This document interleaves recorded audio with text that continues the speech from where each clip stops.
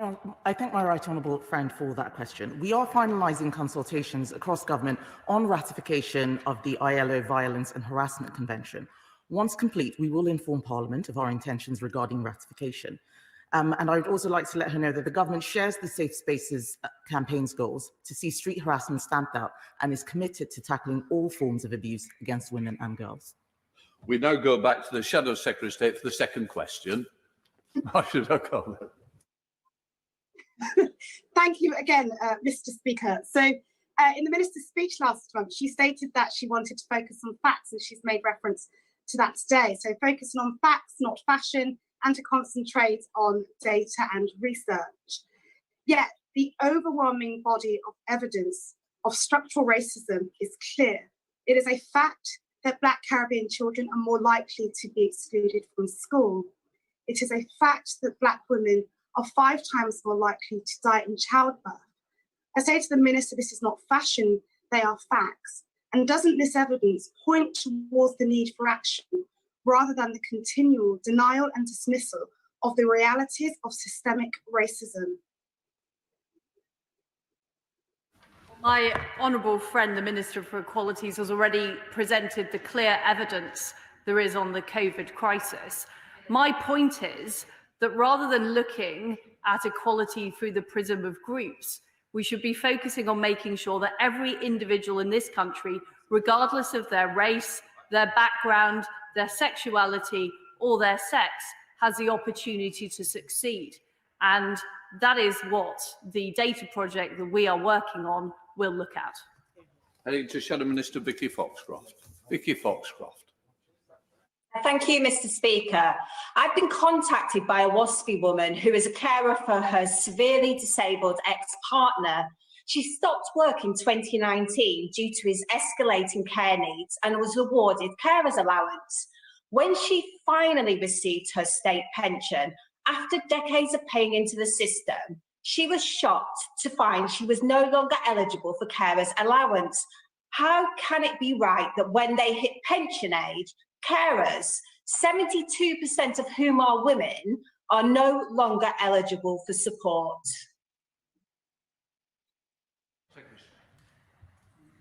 Apologies, Mr. Speaker.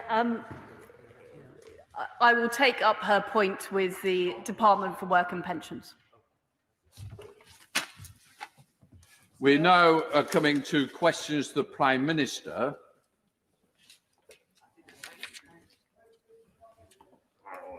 Hi, Prime Minister. I will first call the Prime Minister to answer the engagements question 1, and then I will call Sigurður Streeter to ask his supplementary. Prime Minister. Mr. Speaker, I'm sure members of the House will want to join me in offering our condolences to the family and friends of our former colleague Brian Binley, who died over Christmas and who was an irrepressible member, Mr. Speaker, of this House. Mr. Speaker, today we are publishing our proposals for reforming the Mental Health Act. For too long, we've seen rising rates of detention that not only had little beneficial effect, but left some worse off, not better off. That's why we're making sure the Act works better for some of the most vulnerable in our society and gives them more of a legal right in deciding what treatment works best for them. And my right honourable friend, the Health Secretary, will update the House shortly. And Mr. Speaker, this morning I had meetings with ministerial colleagues and others, and in addition to my duties in this House, I shall have further such meetings later today. We now head to South West Devon with Sigurður Streeter. Sigurður. Thank you, Mr. Speaker. And I know the whole House will want to associate itself with the Prime Minister's remarks about our dear Brian Binley. Mr. Speaker, one of the groups hit hardest by the pandemic is young people in full-time education, especially those facing exams last year and this, with all of the mental health challenges that come from such uncertainty.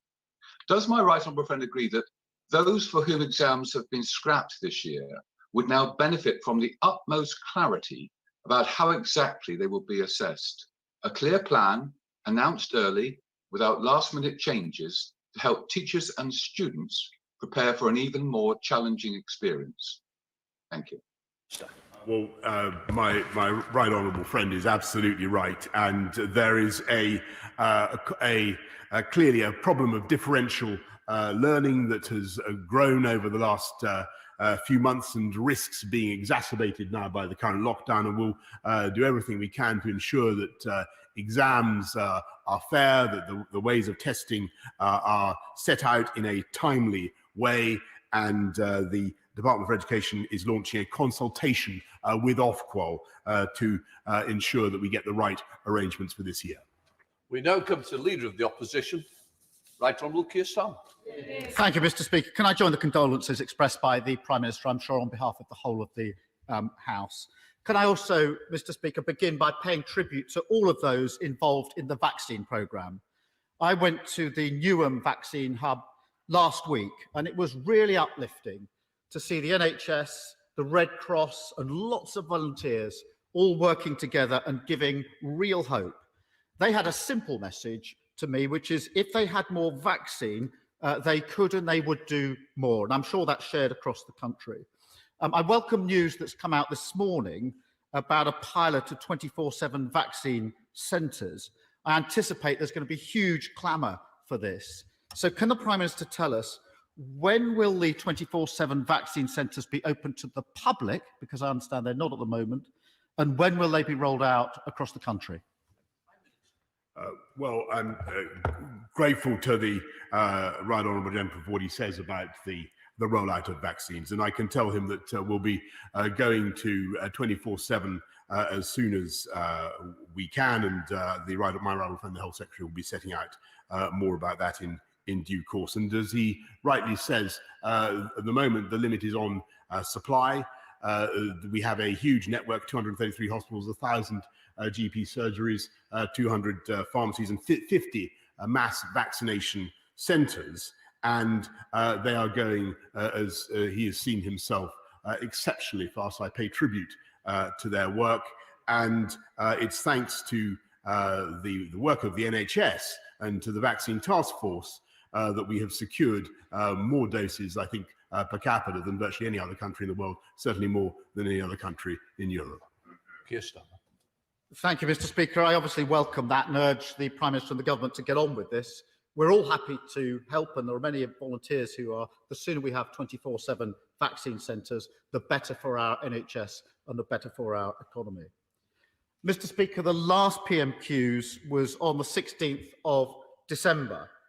The Prime Minister told us then that we were seeing, in his words, a significant reduction in the virus.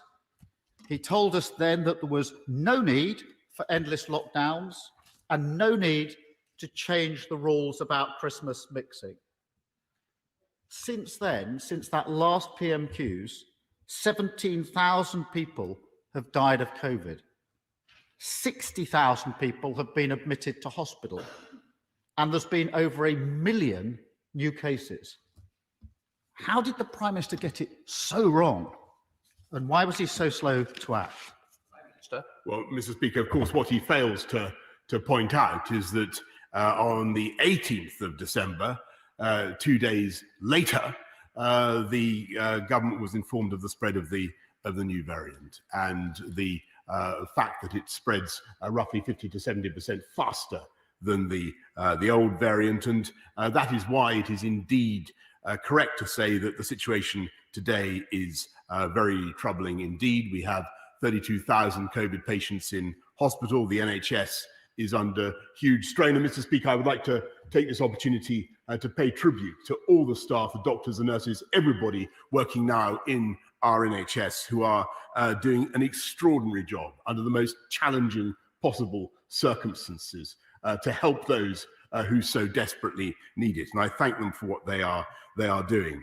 But at the same time, I also want to thank all those involved in what is the biggest vaccination program in the history of this country, where once again the NHS is in the lead, working with the army and the Legion of volunteers and everybody else. And that program of vaccines, Mr. Speaker, does show the way forward. It does show how we're going to come through this pandemic. And again, I repeat my gratitude to all those involved, because they've now vaccinated 2.4 million people, delivered 2.8 million doses, more than any other country in Europe.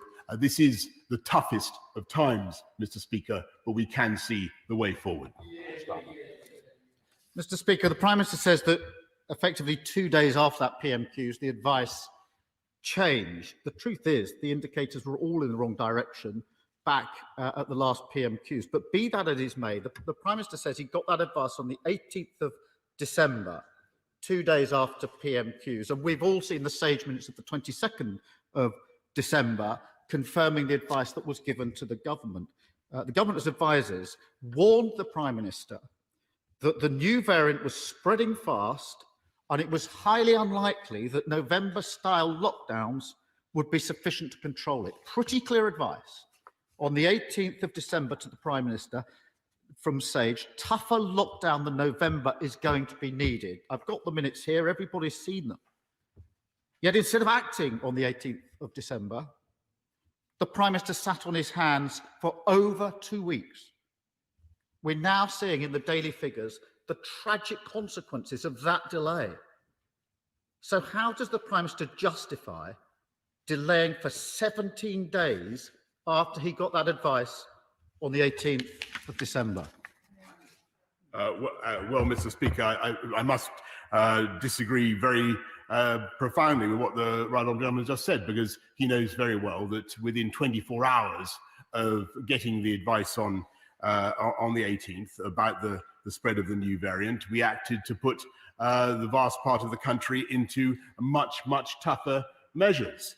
And indeed, they have, what we are now seeing, and it's very, very important to stress that these are early days, we are now seeing the beginnings of some signs that is starting to have an effect in many parts of the country, but by no means everywhere. And it is early days, Mr. Speaker, and people must keep their discipline, keep enforcing the rules, and work together, as I've said, to roll out that vaccine program. But, Mr. Speaker, I do recall that on the day that we went into a national lockdown, and sadly we were obliged to shut the schools.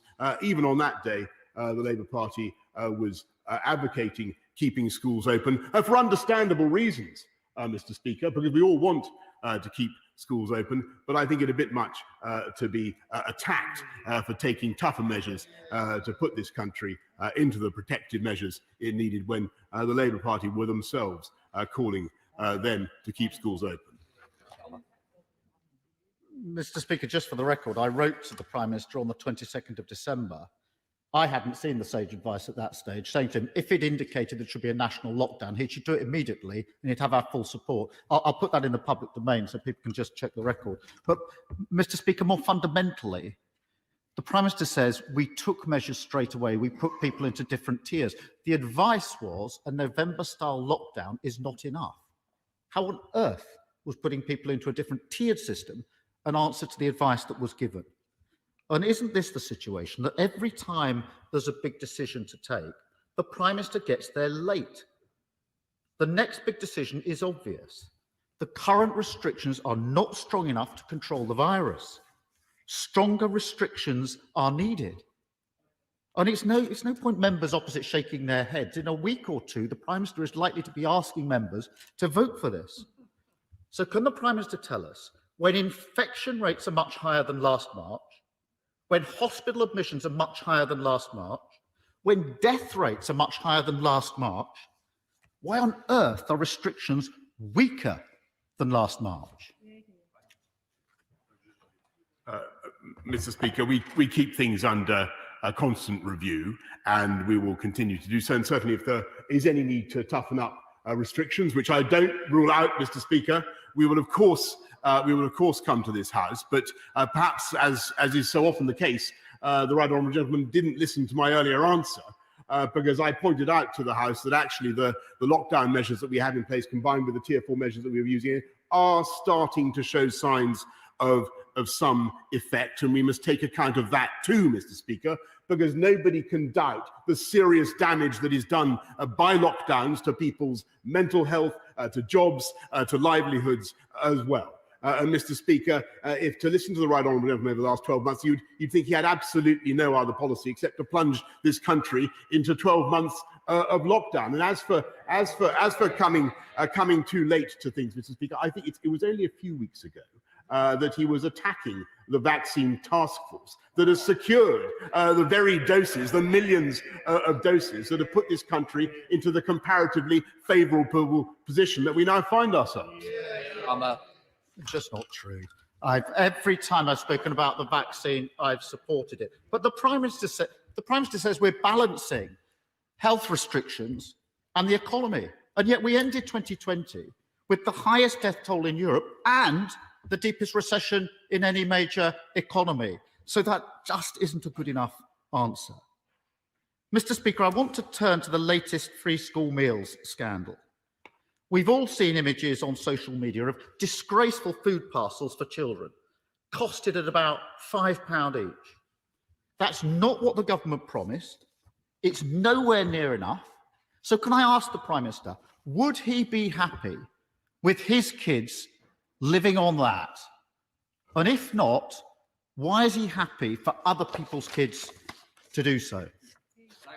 Well, Mr. Speaker, I don't think anybody in this House is happy with the disgraceful images that we've seen of the food parcels that have been offered. They are appalling. They're an insult to the families that have received them. And I'm grateful, by the way, to Marcus Rashford, who highlighted the issue and is doing quite an effective job by comparison with the right honourable gentleman in holding the government to account for these issues. And the company in question has rightly apologised and agreed to reimburse. But it is because we want to see our kids properly fed throughout this very difficult pandemic that we've massively increased the value of what we're providing. Another £170 million in the COVID winter grant scheme, £220 million more for the holiday activities and food programme, and we're now rolling out the national free school meal voucher scheme, as we did in March, to give parents the choice to give kids the food that they need. Under this government, we will do everything we can to ensure that no child goes hungry as a result of the privations caused by this pandemic. Mr. Speaker, the Prime Minister says that the parcels are disgraceful, but it shouldn't have taken social media to shame the Prime Minister into action. Like the Education Secretary, he blames others, and he invites me to hold him to account. So let me do that. Because blaming others, Prime Minister, it's not as simple as that, is it? Because I've checked the government guidance on free school meals, the current guidance published by the Department of Education. I've got it here. It sets out example parcel for one child for 5 days. Department of Education, Prime Minister, you want to be held to account. 1 loaf of bread, 2 baked potatoes, block of cheese, baked beans, 3 individual yogurts. Sound familiar? That's the images, Prime Minister, you just called disgraceful. The only difference I can see in this list and what the Prime Minister's described as disgraceful is a tin of sweet corn, a packet of ham and a bottle of milk. So he blames others, but this is on his watch. The truth is, families come last under this government, whether it's exams, free school meals or childcare. Will the Prime Minister undertake, he wants to be held to account, to take down this guidance by the close of play today and ensure that all of our children can get a decent meal during the pandemic? Speaker, the right honourable gentleman's words would be less hypocritical and absurd if it were not for the fact that I don't believe anybody's a hypocrite in this chamber. I think we need to be a little bit careful about what we're saying to each other. There was a not truth earlier, and there was also comparisons to others. Please, let's keep the discipline in this chamber and the respect for each other. We're tidying up how this Parliament behaves, and I certainly expect the leadership of both parties to ensure that takes place. Prime Minister, would you like to withdraw hypocrisy? I'm delighted to be advised by you, Mr. Speaker. Let me confine my criticism to the absurdity of the, which I hope is acceptable, Mr. Speaker, of the right honourable gentleman attacking us over free school meals when it was a Conservative government that instituted free school meals, universal free, not a Labour government, and of the 280 billion that we have spent securing the jobs and the livelihoods of people across this country, uprating universal credit, increasing and in addition increasing the living wage by record amounts this year and last year, increasing local housing allowance. The overwhelming majority, the bulk of the measures, the benefits fall in favour of the poorest and the neediest in society, which is what this House would expect. And Mr. Speaker, he takes one position one week, one position the next. That is what he does. That's been his whole lamentable approach throughout this, if I can get away with lamentable, Mr. Speaker, throughout this pandemic. And he says he supports the vaccine now. He says he supports the vaccine rollout, and he goes and tries to associate himself with it because he senses that it is going well. But don't be in no doubt, Mr. Speaker, that was the party that wanted us, this country, to stay in the European Union vaccine program. He stood on, yeah, absolutely true. He stood on a manifesto. He stood on a manifesto which he has not repudiated, Mr. Speaker, to dismantle the very pharmaceutical companies that have created this miracle of science, which is true. Prime Minister, there are questions, and sometimes we've got to try and answer the question to what was asked of you. I think to run through the history is one thing, but in fairness, it is Prime Minister's questions. What I would say is it was the final question with lots of others to go through. So I think what I'm going to do now is move on to Simon Jupp in Sidmouth, who's desperate to ask a question of you, Prime Minister. Simon Jupp. Thank you, Mr. Speaker. The hospitality industry is the lifeblood of East Devon. Our pubs, restaurants, cafes and hotels provide thousands of jobs, places to meet and places to stay. The generous support package now put in place will tide many of these businesses over for now, but they will need further support. Will my right honourable friend consider extending the VAT cut for hospitality to give them a helping hand when they're back open for business? Well, I'm grateful to my honourable friend, and I know that my right honourable friend, the Chancellor, has done everything he can to help businesses throughout this pandemic, and that's why he's extended the grants, and that's why we've got the cuts for both for VAT and for business rates, and we will do everything we can to help as we go forward. But the best thing would, of course, be to ensure that we roll out this vaccine programme and bounce back as fast as possible. Any further announcements my right honourable friend makes will be well ahead of the 31st of March, by which we intend to have a budget. Let's head up to Scotland to the leader of the SNP with Ian Blackford. Ian Blackford. Thank you, Mr. Speaker. My constituent in Lochaber, a producer and exporter of shellfish, is experiencing his worst nightmare. After loading a lorry of fresh local seafood on Monday, as he's done for 35 years, his driver faced bureaucracy and delays. Brexit red tape now means that £40,000 of his fresh, high-quality produce is lost, unable to be sold. Mr. Speaker, that 40,000 produce is income for over 100 local families in many remote and fragile communities. Can the Prime Minister tell my constituent, where is the sea of opportunity that he and his Scottish Tories promised? Prime Minister. Well, Mr. Speaker, we're putting £100 million into supporting the fishing industry in Scotland and across the whole of the UK. And it is the policy of the Scottish Nationalist Party, not just to break up the United Kingdom under their harebrained scheme, but also to take Scotland back into the EU and hand back control of Scottish fisheries to Brussels, thereby throwing away all those opportunities in a way that I think the right honourable gentleman himself opposite would say was totally absurd. And I'm amazed that he continues on this track. Turning to Ian Blackford. Ian Blackford. I'm amazed that the Prime Minister continues to traduce the name of the Scottish National Party. He's been told before and he really should get it right. And frankly, that answer was an insult to all fishermen that are facing loss today. The reality is, Mr. Speaker, that a third of the Scottish fishing fleet is tied up in harbour. Some boats are landing in Denmark rather than Scotland to avoid Brexit bureaucracy. Scottish seafood exporters are losing upwards of £1 million in sales a day. Seafood Scotland says all the extra red tape is an almost impossible task. It's even forced ferry operators to pause load deliveries to the continent.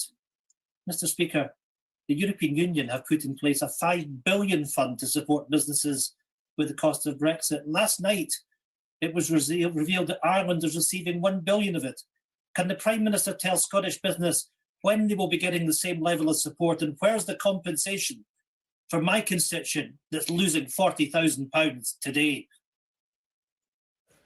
Mr. Speaker, he continually advocates the breakup of the union with the United Kingdom, and he continually advocates going back into the European Union, even though that would be immensely destructive to the Scottish, immensely destructive to the Scottish economy, to jobs, to livelihoods, to pensions, to the currency. And as far as I understand it, they're already spending money in Scotland on IndyRef 2, what they call IndyRef 2, when they should be getting on, Scottish nationals should be getting on with fighting the pandemic. That, I think, is what the people of Scotland want to see. And he might pay tribute, by the way, to the merits of the United Kingdom in rolling out a vaccine across the whole of the country. And I'm told, by the way, Mr. Speaker, that they can't even bring themselves to say the Oxford AstraZeneca vaccine. Perhaps he could just say that he likes the Oxford AstraZeneca vaccine. Well, let us move to Yorkshire instead with Julian Sturdy. Julian Sturdy. Thank you, Mr. Speaker.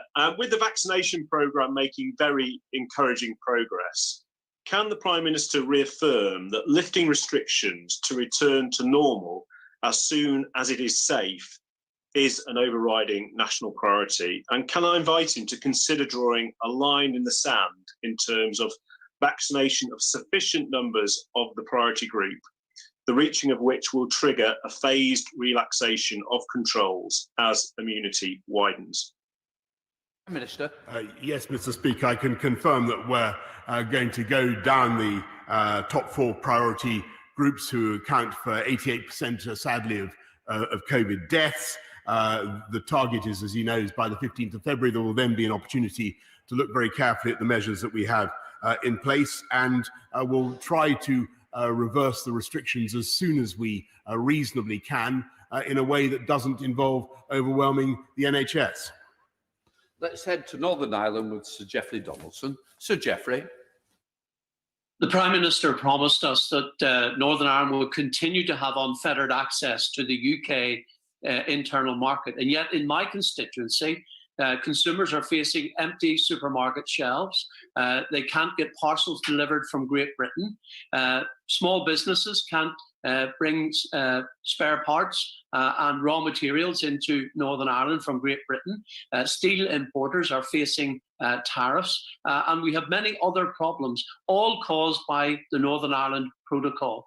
So what I and the people of Northern Ireland need to know from the Prime Minister, as leader of the United Kingdom, is what his government is going to do to address this. If he will consider invoking Article 16 of the Northern Ireland Protocol to resolve these issues, because the Trader Support Service is welcome, but it isn't the solution alone. We need direct government intervention to deal with this now.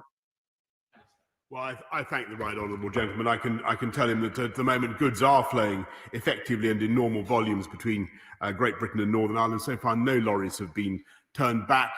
Yes, of course, there are teething problems, and what I can say, what I can confirm to him, is that if there are problems that we believe are disproportionate, then we will have no hesitation in invoking Article 16.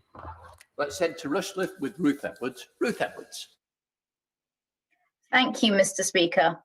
May I congratulate my right honourable friend on his trade deal with the EU and welcome the prospect of a more global approach to our trading policy.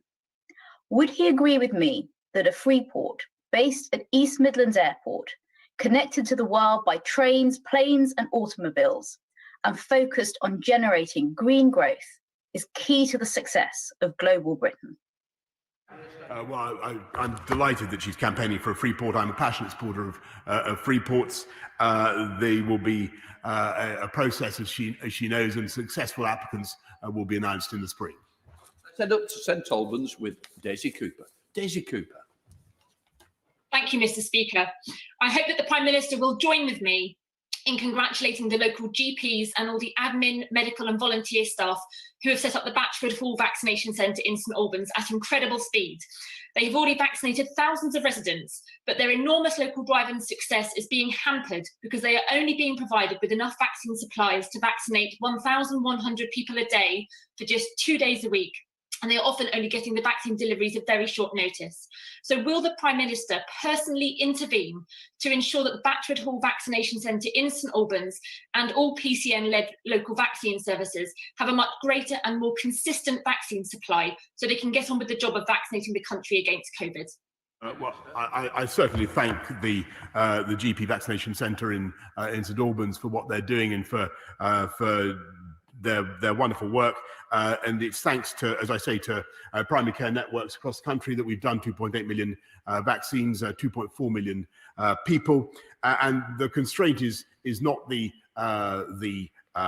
distribution network, it is the supply. But don't forget that we have a bigger supply than most other European, all other European countries. Indeed, we've virtually done as many vaccines as all other European countries put together. And we will be ramping up that supply in the days and weeks ahead.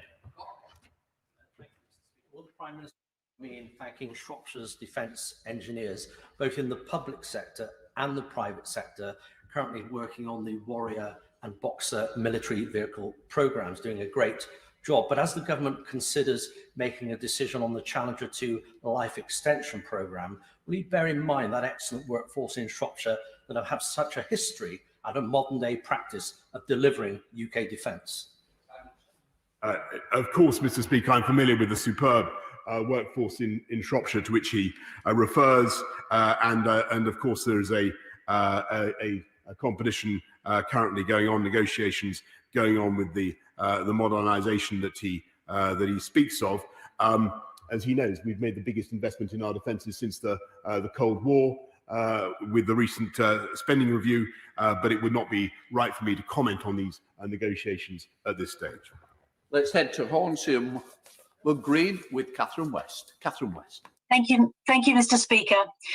Prime Minister, widening inequalities are tearing communities apart, and COVID's made things much, much worse.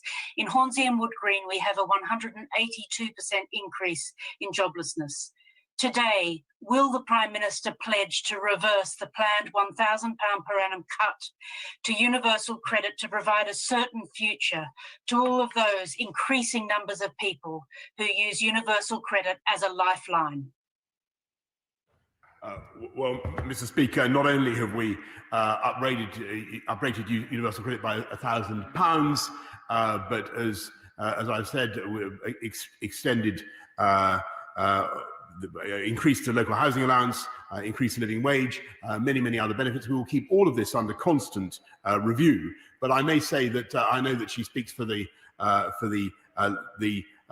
Labour front bench. The current Labour policy, as far as I understand, is to abolish universal credit. And I think many people in receipt of universal credit, knowing how important it is, will find that stunning in view of what she's just said. To Brigham Gould with Andrew Percy. Andrew Percy.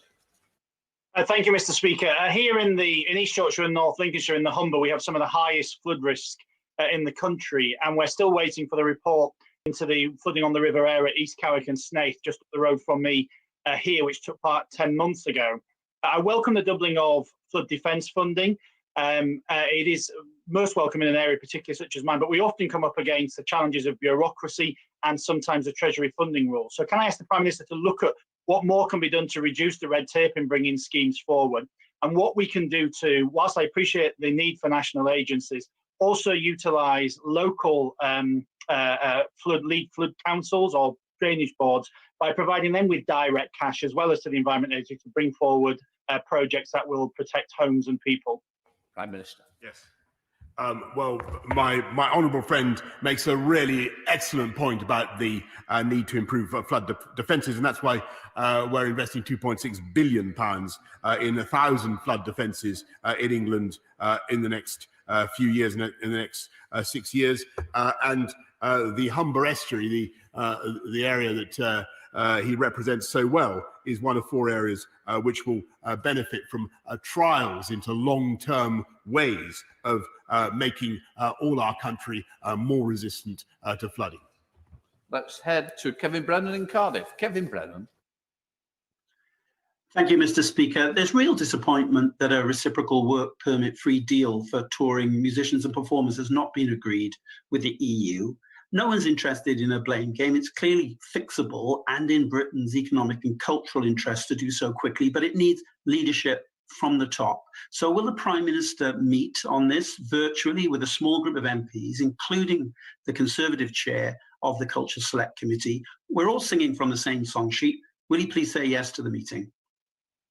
I will, of course, ensure that there is a proper meeting with the honourable gentleman and his colleagues on this subject, which is extremely important. And I know that our friends in the EU will be wanting to go further to improve things for both, not just for musicians, but for business travellers of all kinds, because there is a mutual benefit.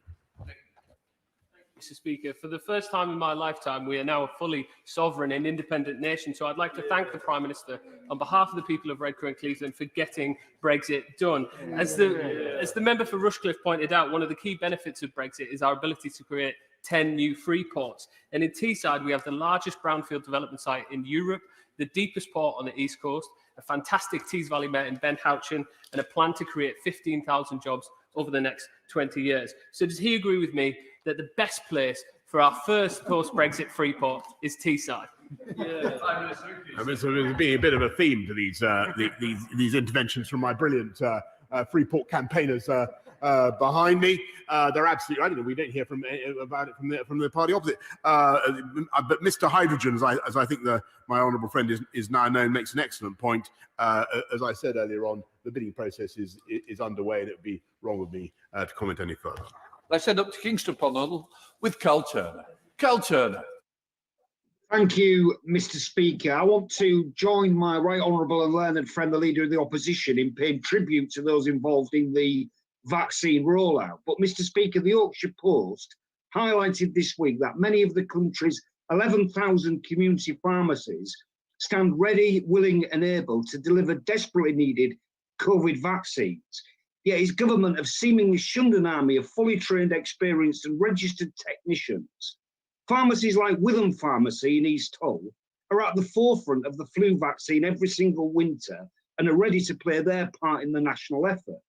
So will the Prime Minister now take control and fully mobilise the skills and expertise of community pharmacies to get Britain vaccinated? Well, Mr. Speaker, there are 9,000 fantastic community pharmacies across our country. They do an amazing job. What we want to ensure is that we get doses to the places where they're going to be distributed most effectively, the fastest. And I'm sure the honourable gentleman wouldn't want to see doses distributed to places, many places where they might not all be used in the course of the day. We need at this stage to avoid any wastage at all, and that's why we're concentrating, as I say, Mr. Speaker, on the 233 hospitals, 50 mass vaccination sites, 200 pharmacies already, Mr. Speaker, and we will ramp that up, and it will be particularly important as we come into the phases when we need to reach people who are harder to reach in local communities, and their local pharmacies will, as he rightly says, play a vital role. Let's head up to Norfolk with Duncan Baker. Duncan Baker. Thank you, Mr. Speaker.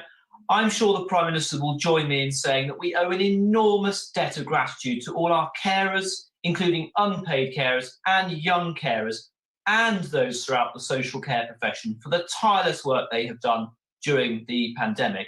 And representing the oldest constituency demographic of North Norfolk, I firsthand have seen their work. Yet these professionals often feel forgotten about. This needs to change. Will the Prime Minister commit to a 10-year plan for social care to match the one for the NHS as the foundation to start reforming social care in this country? My honourable friend is absolutely right to highlight the extraordinary work that's done by carers, social care workers up and down the country. They have got us through this pandemic. We must continue to look after them in any way that we can, and we must commit, as we have done, to reforming the sector, giving people the certainty that they need, and we will be bringing forward proposals later this year. Send up to Scotland with Gavin Newlands. Gavin Newlands. Thank you very much, Mr. Speaker. On Monday, thousands of British gas workers finished striking in protest at the threat of being fired and rehired on reduced terms and conditions. Of course, it was British Airways' shameful fire and rehire actions which prompted the Prime Minister to say he was looking at what he could do. He's also called for employers to display fairness and respect, but clearly that hasn't and isn't happening, and he must now step up. I have a bill with cross-party support which would outlaw the practice. So will he meet with me to discuss how we can provide more protection for all our workers?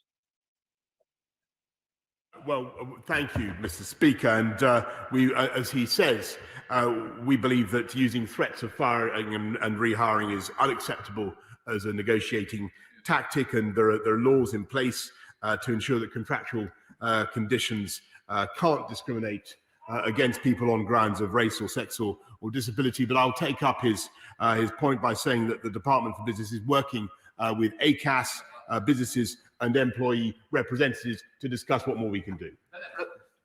Thank you, Mr. Speaker. J fathers died in hospital having been stabbed in the early hours of New Year's Day. Last week, the killers of Dom Ansar and Ben Gillam Rice were sentenced to life imprisonment. Knife crime is destroying lives in Milton Keynes, across the Thames Valley, across the UK, even during the pandemic.